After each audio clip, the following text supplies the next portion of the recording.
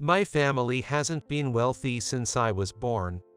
As the youngest of 4 siblings, I always wore my older brother's hand-me-downs. I understood hand-me-down clothes and toys, but even my backpack and musical instruments like the melodica and recorder were passed down from them. I never complained to my parents. We don't have the money. It can't be helped. Being the youngest, it can't be helped. That's what I thought. Despite my impoverished upbringing, I went to college on a scholarship. While all my brothers went straight to work after high school, I didn't follow in their footsteps. No, I didn't want to live the same life. I'm grateful to my parents. They raised me after all. But now, I'm a respectable adult in society. I successfully landed a job at a leading food manufacturer, #1 in sales in the industry. My brothers worked at a local factory, so my parents were thrilled when I got a job at a major food manufacturer. You've done well, Jim. I'm proud of you. Congrats, Jim. Keep it up. Thanks, Mom and Dad. I'll work hard, I promise. And with my new job, I moved out of my parents' house to live on my own.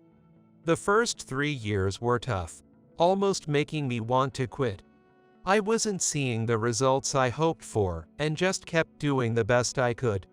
I was the first to arrive in the morning and stayed late to do overtime whenever possible. I worked desperately hard. And finally, my efforts paid off. Now earning a stable salary and living a peaceful life. I guess it's about time to think about marriage. Yes, I'm turning 30 this year. I've been thinking about the future with my girlfriend, Mary, whom I met in college. Mary works as a medical administrative assistant. It seems like the right age to get married is around 30. It would be great if there were some good occasion. Oh yeah, if the next project deal goes well, I'll propose. I made up my mind about that. One day, as usual, I went to work at a company. When I arrived, my colleagues were buzzing with news. What's going on? Turns out, the executive director's daughter is going to be assigned to our department. Oh, really? It's going to be a bit awkward. Apparently, it was decided that the executive director's daughter would join our department. And at the morning meeting, the executive director's daughter was introduced. This is Lucy Miller, starting in this department today. As you all know, she's the executive director's daughter. Feel free to ask her anything, and I hope you'll all make her feel welcome. I'm Lucy. Nice to meet you all. She said with a brief greeting. She was heavily made up with dyed hair and long, flashy nails. Not really my type. From day one, her presence threw our department into chaos. Lucy, could you make some copies for me? Copies? I don't know how to. What paper size?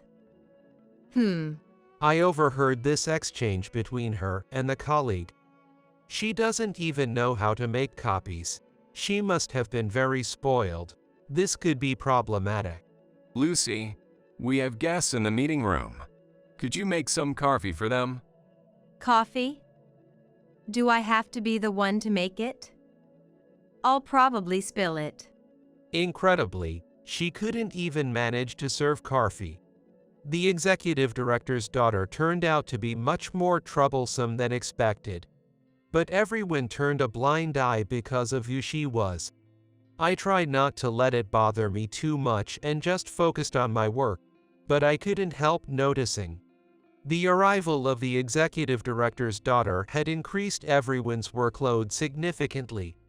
Yes, her involvement seemed to somehow make more work for everyone.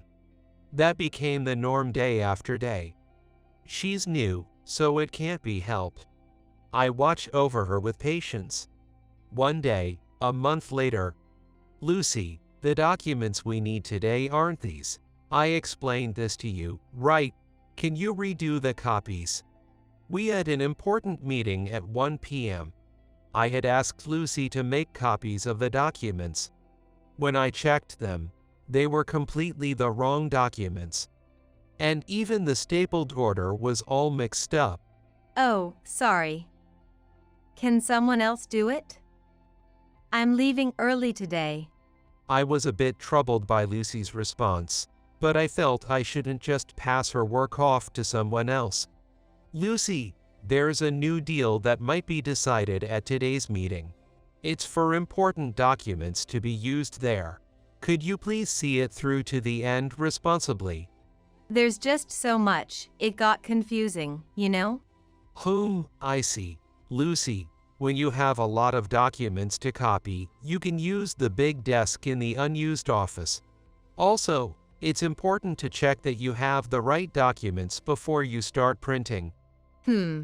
It would be really sad if the deal didn't go through because of a mistake, wouldn't it? And remember, you're being paid for this time at work, so acting with awareness of that would really help. I gave her a polite and careful warning. Annoying, I'm trying, okay? Why do I have to be told that? I was snapped back at by her. Then suddenly, a voice from behind. What's going on here? Daddy.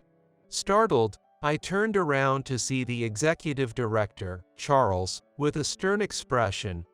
He was glaring at me. Bad timing. As it turned out, he had just come to our department. Lucy seemed relieved by her father's appearance. Charles, thank you for coming all this way. I apologize for showing you something so inappropriate. We are aware that Lucy has been trying hard, but there were some issues with the documents she was responsible for, and I was just giving some guidance. I'm sorry about the document mix-up. But I'm leaving early today, so I don't have much time. What? I was shocked by the difference between Lucy's usual demeanor at work and the way she acted in front of her father. Don't you think Lucy deserves better? What gives you the right to talk to her like that?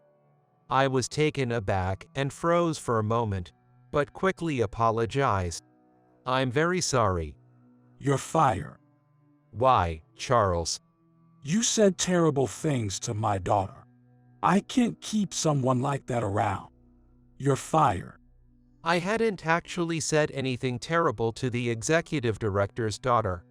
I was only giving her a heads up because I didn't want her performance to impact our work in the future. But maybe the executive director is just too much of a doting parent. No matter how I tried to explain, it didn't resonate with him. I thought it was pointless to say anything more. Understood. I will resign effective today. But, Charles, you might regret firing me. I said this with a serious expression. That's hilarious. The executive director's daughter chuckled and clapped her hands in amusement. I accepted my dismissal quietly and immediately started packing my things at my desk. I had all the projects I was handling saved on a USB device. Since I was suddenly fired, I silently handed it over to a colleague without any other handover. My supervisors and colleagues seemed to want to stop me, but the executive director was glaring with a fierce expression. No one tried to stop me. And then I returned to my empty apartment. I called Mary and told her about what happened today. I see, that's just like you, Jim. But that executive director really is a doting parent. Mary said with a laugh. That's right. I knew you'd understand, Mary. Guess I'll start looking for another job. Good luck. You have experience at a major food manufacturer, so you'll be fine, right? Thanks. Leave it to me. Talking to Mary cleared my mind. Speaking with her always soothes me. I've always been helped by Mary. Later, when the president came to inspect the department, an incident occurred. The president, Steve, looked around and spoke up. Why isn't he here? Excuse me, Steve. Who are you referring to? Jim. Where's Jim? Jim. Oh, Jim was fired. What? Charles, what do you mean by that? About a week ago, I had to fire Jim. It seems he didn't get along well with my daughter, and he was unfairly admonishing her. I don't care about that.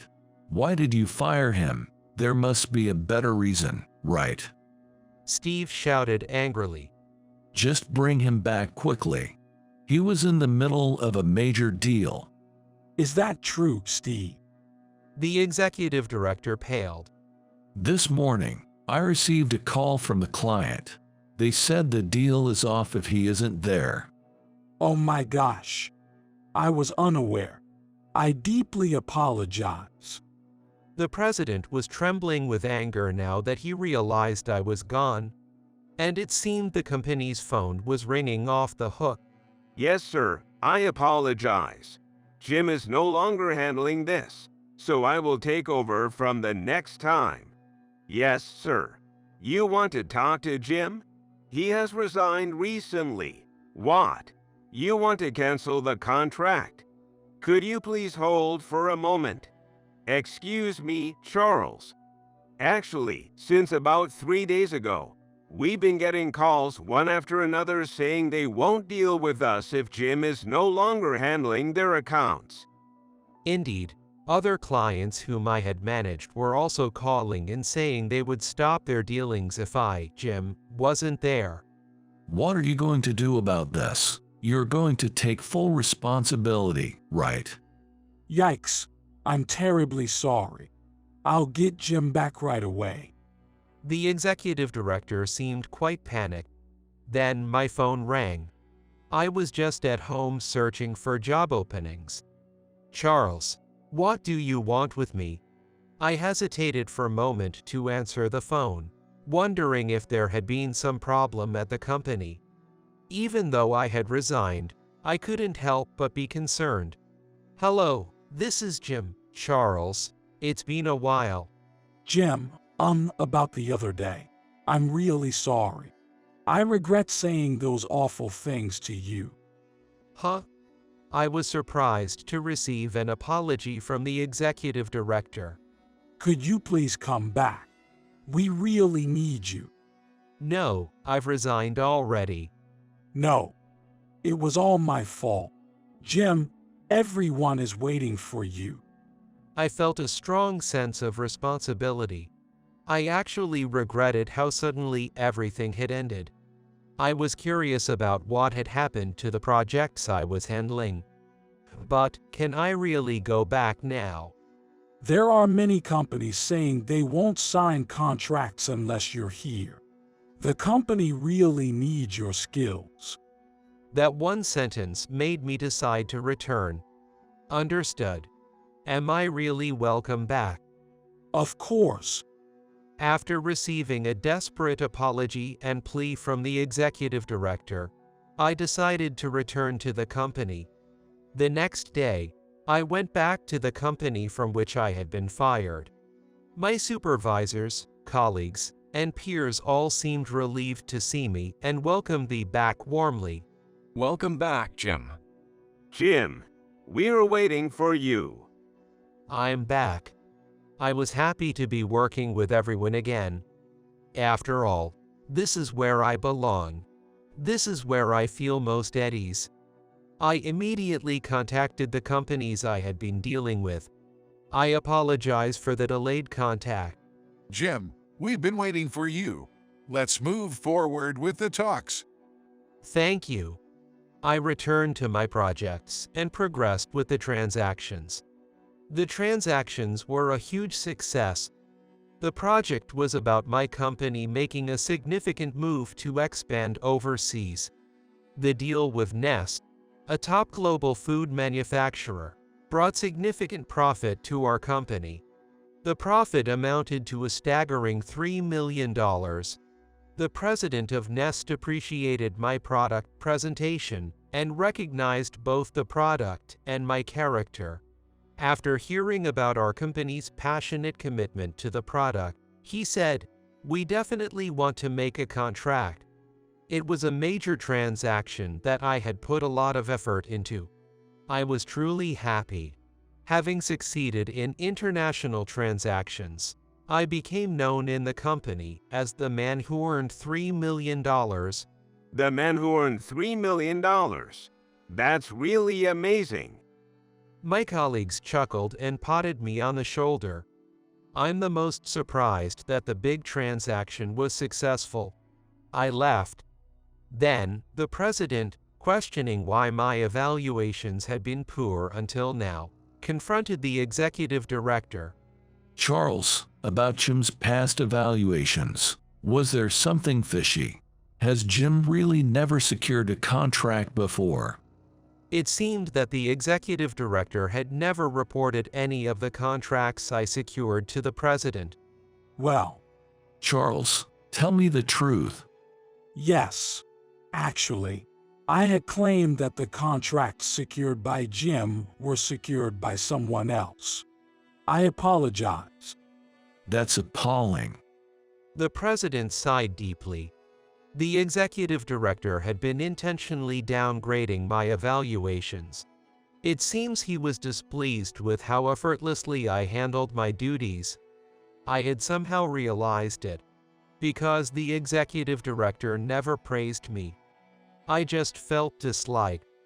Then, I was called into the president's office. Jim, well done. I'm amazed by your success with a major contract for international expansion. Congratulations. Thank you.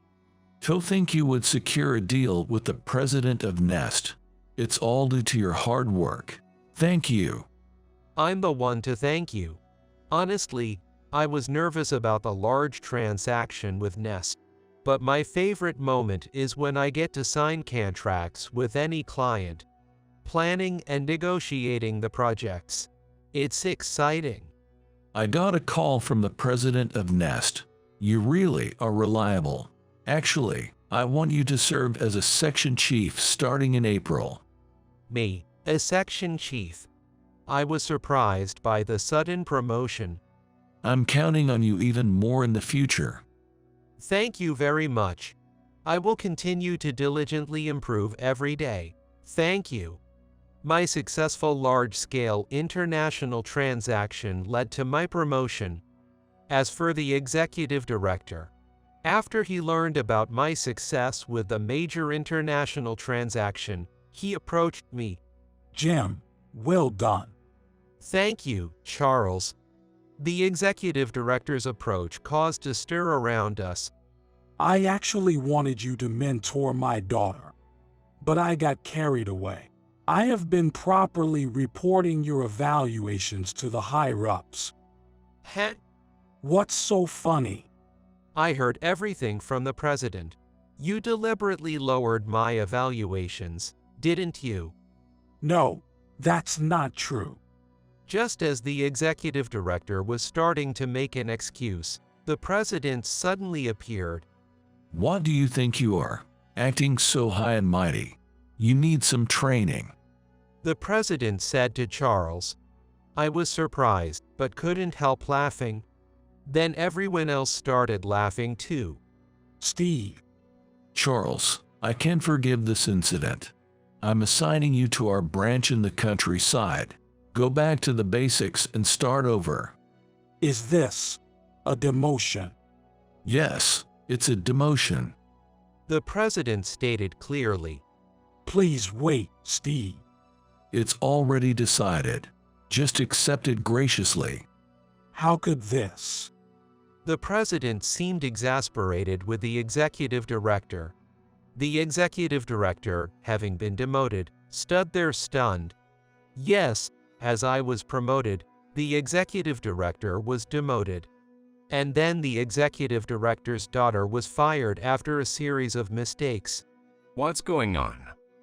One day, a huge quantity of chocolate was delivered to the company.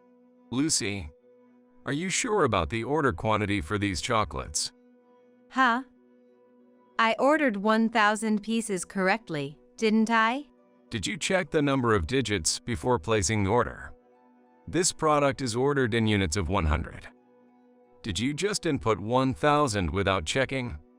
Uh, I heard they delivered 100,000 units of a product. Yes, the executive director's daughter made a huge mistake in the order. She seemed quite panicked. I didn't look at the units. This is a problem. We don't need 100,000 units. It's going to be a huge loss. My supervisor sighed heavily. A small mistake can lead to a bigger one. We could no longer cover for the small mistakes made by the executive director's daughter. Additionally, she had become so used to being tardy that arriving late seemed normal. My supervisor, having reached his limit, came to me and the president. He discussed the executive director's daughter's repeated mistakes with us. The president immediately ordered her dismissal. The executive director's daughter had been overly enthusiastic about attending singles events rather than focusing on her work. I wished she had channeled some of that enthusiasm into her job. Later, I heard through the grapevine that Lucy, who met a man at a dating event, was harshly dumped because he couldn't deal with her selfishness anymore. After being fired, she is now apparently working part-time at a supermarket somewhere. Curious, I asked a colleague about the supermarket where Lucy was working and stealthily went to check it out. Welcome. She looked different from before. Her hair was black and tied back in one. Gone were her flashy appearances, replaced by a diligent and modest look. Before I knew it, I had stopped to watch her. Hey, isn't that you, Jim? Welcome. Did you come here after hearing about me? Lucy said with a chuckle. Oh, Lucy, long time no see. Well, I just came to shop. I replied, a bit flustered. I thought I'd try to work earnestly. It's just a part-time job for 3 hours, but still. That's good to hear. I decided to start from scratch as a part-timer before fully entering society again. I learned my lesson about being spoiled after being fired. I even talked back to you arrogantly before. I'm really sorry for that. She sincerely expressed her apology. No, I'm glad to see you striving like this now. Thank you. Keep it up. Yes, I will. Now, I need to get back to work, she said as she walked away. Lucy Iso was quite changed from before. People learn from mistakes. Some only realize after being fired. But no one is beyond redemption. As long as you're alive, you can always start over. That's what I thought after seeing her. And I had decided that if I succeeded in a major deal, I would propose. Today, I finally proposed to Mary. I had invited Mary to my house. Mary, will you marry me? I'd be happy to. Mary answered with a laugh. Yes, I will definitely make you happy. Thank you for always supporting me.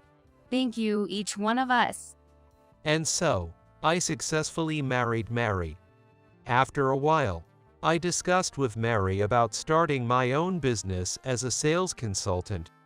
I wanted to start my own business and earn money with my own efforts. My desire to test my own abilities grew even stronger after successfully completing an overseas project. I'm thinking of pushing forward as a sales consultant on my own. That sounds great. I'm sure you'll succeed, Jim, and I support you.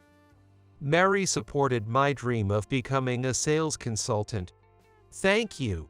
I'll be leaving my current job, but I've learned so much. Not only has my communication and initiative improved as a salesperson, but I've also gotten better at tailoring presentations to clients and thinking from the market perspective of the counterparties. I'm sure these skills will be invaluable when I start my business. I'm always amazed by your motivation, Jim. Let's work hard together. Absolutely. Mary agreed with a smile. Seeing her smile made me feel very reassured. The next day, I submitted my resignation at the company. The president seemed very disappointed and froze for a moment. However, when I explained that my reason for leaving was to pursue my long-held dream of starting a business, he supported me. I've always wanted to support you, Jim. Good luck. Thank you, Steve. Steve, the president, gave me a push of encouragement. Filled with determination, I shouted in front of the company building, "Thank you for everything. I will strive even harder." And so, I successfully resigned and started my own business. Mary quit her job in medical administration to help me with my venture as a sales consultant. Having her by my side truly strengthens me. She's the best wife. I always make it a point to express my gratitude. Mary, thank you for being with me. Well, who knows what would happen to you without me? Mary chuckled. And as a sales consultant, I managed to get my business on track and achieve results. I've always tried to meet the needs of my clients. Remembering the basics, I've aimed to progress together without making unreasonable demands. I'm constantly aware of my behavior and attitudes, aspiring to continue growing in the future. Because I know I didn't get here on my own. Remembering the gratitude I owe to those who've supported me, I'll keep moving forward with determination.